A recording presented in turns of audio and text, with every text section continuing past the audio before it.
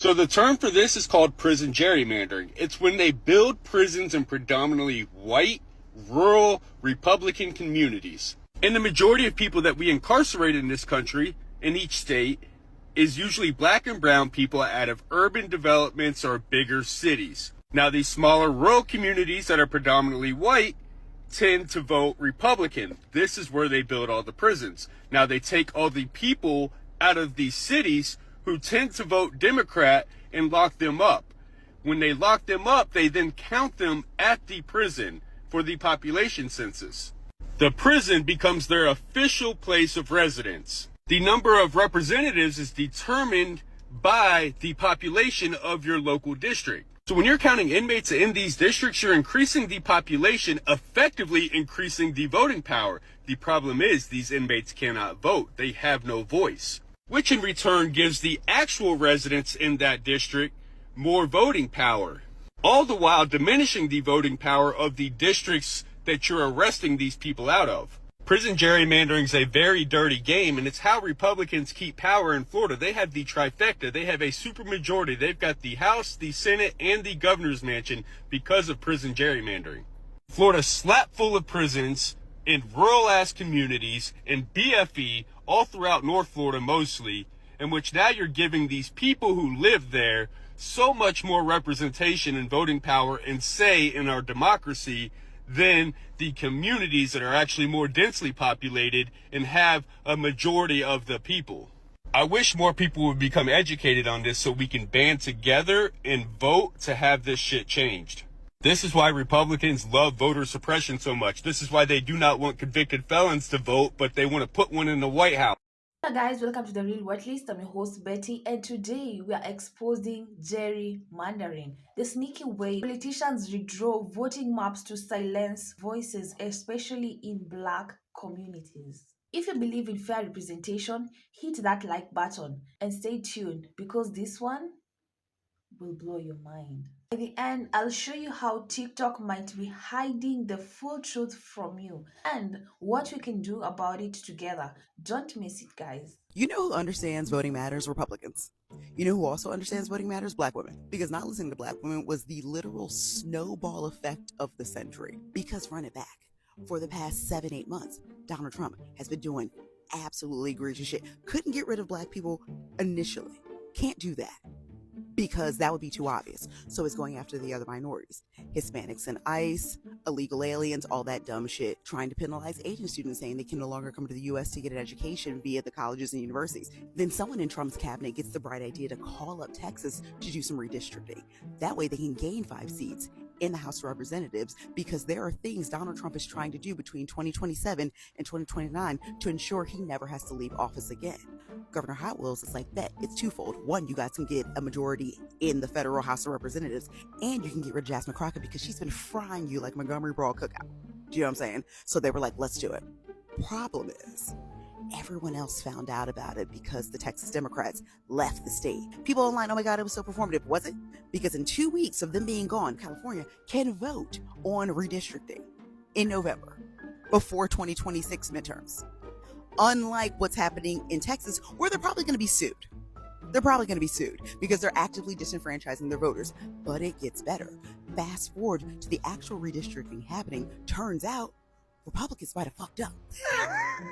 They might have screwed up royally because they redistrict and redrew their maps in a way that instead of gaining 5 seats, they could very well lose 10. And all of this is happening because people were too afraid to possibly let a black woman run this country. Had y'all voted for Kamala Harris and just let her be the first female black president, you probably could have kept your seats in Texas because no one would be talking about redistricting. No one would be talking about that. Now everybody's talking about it and openly having conversations about like, hey, gerrymandering's bad. Yes, it is.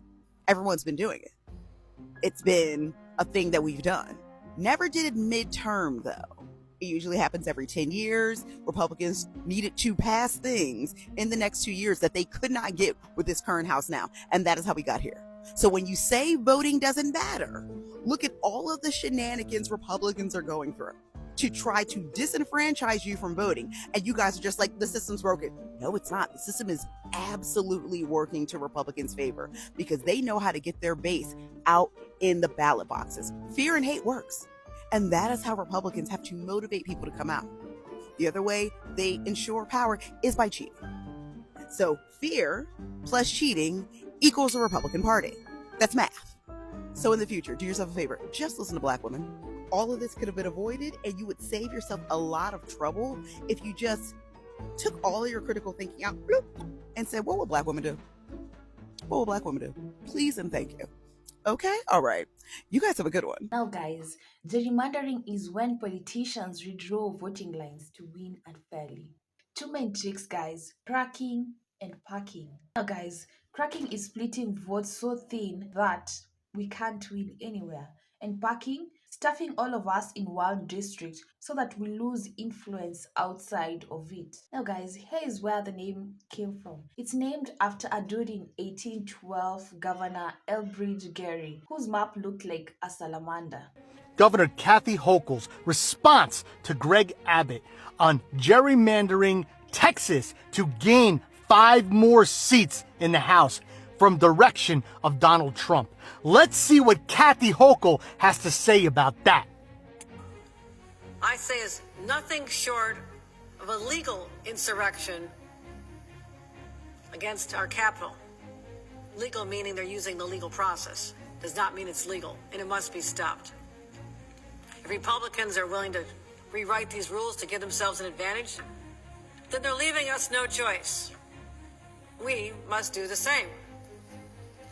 There's a phrase, you have to fight fire with fire. That is a true statement of how we're feeling right now. And as I've said, another overused but applicable phrase, all's fair in love and war. That's why I'm exploring with our leaders every option to redraw our state congressional lines as soon as possible. Our state legislative leaders, Carol Heastie, Majority Leader Andre Stewart Cousins, they're on board. New York's on board. California's on board. Let me tell you why New York is a big deal, just like California. Just like California, New York holds a large majority in the House. They hold 26 seats, 16 of them held by Democrats, only 10 held by Republicans. But if they redistrict and they kick out these Republicans from their seats, guess what, guys? We gained 10 more seats. That's what I'm talking about. So if my calculations are correct, I would say we gain 15 more seats alone just with New York and California. You really didn't think this one through, huh, Republicans? Abbott, you didn't think this one through. Neither did you, Trump. None of you thought this through. What, did you really think that we were just going to sit back and just let you steal all the power? Hell no! Guys, this is good news. The Democratic Party is growing a spine. They've had enough. They've had enough of the Republicans cheating their way through Congress to give Donald Trump and have him hold power. They're just done with it. This is the domino effect. Started with California, now New York. Let's see what other Democratic governors will grow a spine and fight alongside California and New York to help us take the House, but not only take the House, give us that supermajority, which we need to impeach Trump. I need you guys excited. I need you excited. I need us to get out of our seats and cheer this on.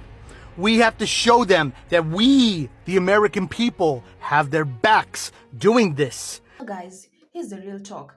After 2010, Republicans ran a project called Red Map. They redrew maps nationwide, looking in seats, even while losing the popular vote.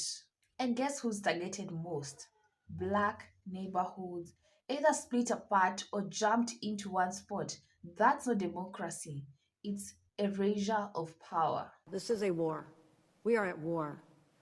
And that's why the gloves are off, and I say, bring it on. In 2019, the Supreme Court said partisan gerrymandering was a political issue and not their business. Guys, the translation basically, don't count on them to fix it. But right now, Alexandra, South Carolina is back in front of the court. So racial gerrymandering is on trial again. Guys, this is unfolding as we speak. Now, guys, on TikTok, creators are breaking it down, showing how cracking and packing work. But research shows algorithm actually pushes more Republican-leaning content, even if you start with activist or democratic videos. So, if you felt like your feed is leaving parts out, you're not imagining it. Algorithms shape what we know. So this has the potential to be the not only the FAFO of the year, but the FAFO of the century. It seems that less than 24 hours after Republicans passed these gerrymandered maps and this redistricting bullshit, they're having a little bit of regret, apparently. You see, when you redraw maps, you're not creating land. You can't create land. So you have to take from other districts. And in an attempt to take these 5 seats, they may have inadvertently put 10 other seats into play for 2026. And evidently, Republicans are having a little bit of buyer's remorse. Appears that they can't even gerrymander properly.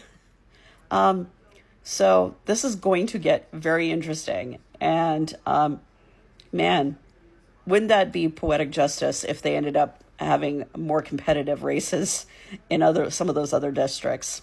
That would be poetic justice, especially with the gerrymandering that's going on in California and the gerrymandering that's going to be happening in New York. They might have just shot themselves in the foot. So, here's what we can do, fam. Drop a comment and tell me the state where you are in. And also, tell me, have you seen gerrymandering where you live?